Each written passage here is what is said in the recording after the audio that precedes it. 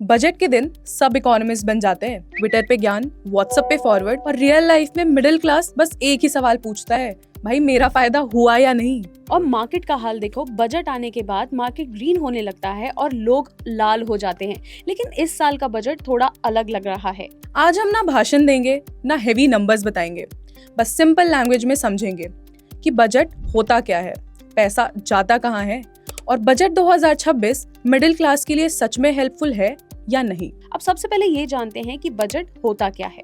Budget कोई magic document नहीं है। सोचो, इंडिया एक बड़ी फैमिली है, हम सब टैक्स देते हैं, income tax, GST, petrol tax, और मिनिस्ट्री ऑफ फाइनेंस तो घर की माँ है।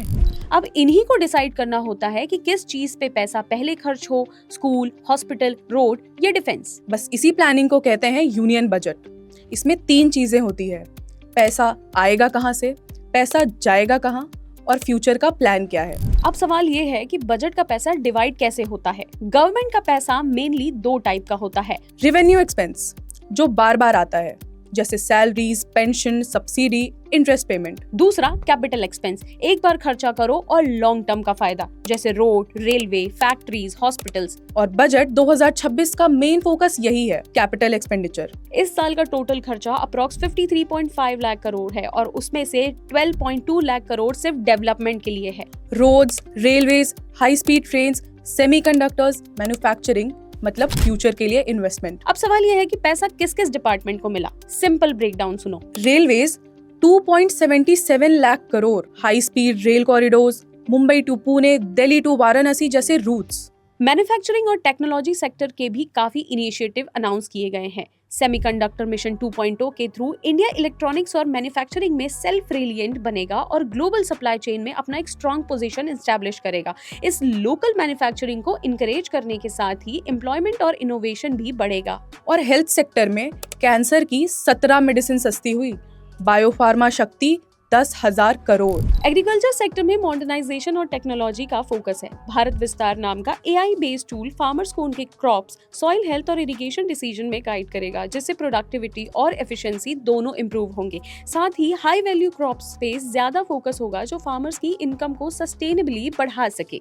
Women and youth she marts for rural women, industrial areas के पास न्यू यूनिवर्सिटी टाउन्स। अब सबसे इम्पोर्टेंट सवाल, टैक्स में क्या बदला। Straight answer, tax slabs same है।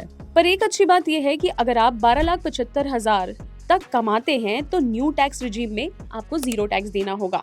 रिटर्न्स रिवाइज करने का टाइम भी बढ़ गया है, अब 31 मार्च तक।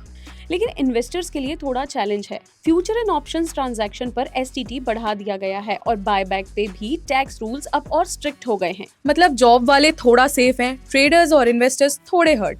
अब आपको बताते हैं कि क्या सस्ता और क्या महंगा मिलेगा। क्विक लिस्ट देखते हैं। जो सस्ता मिलेगा वो है कैंसर और डायबिटीज की medicine, leather and sea food inputs, foreign travel. और क्या महंगा हुआ? Cigarettes, future and option trading, कुछ मिनरल्स एंड स्क्रैप। तो क्या ये बजट मिडिल क्लास के लिए है? शॉर्ट टर्म में ज्यादा नहीं, लॉन्ग टर्म में शायद हाँ। गवर्नमेंट का मानना है आज रोड्स बनेंगे, कल जॉब्स आएंगी, पर मिडिल क्लास को लगता है कि हम ही टैक्स भरें और फायदा फ्यूचर में मिले। ये बजट फ्रीबीज का नहीं, फाउंडेशन का बजट है। बजट एक प्रॉमिस होता है, पर प्रॉमिस तब काम करता है जब एग्जीक्यूशन हो। अगर प्रोजेक्ट्स टाइम पे बने, जॉब्स क्रिएट हुई और टैक्स का पैसा सही जगह लगा तो ये बजट गेम चेंजर बन सकता है। अब सवाल आपसे है कि आपको क्या लगा, मिडिल क्लास के लिए ये होप है या सिर्फ हेडलाइंस? तो कमेंट करो, लाइक करो, और अगर आपको ये वीडियो पसंद आई हो तो सब्सक्राइब करो, क्योंकि बजट समझना सिर्फ CA का काम नहीं, हर सिटीजन का राइट है।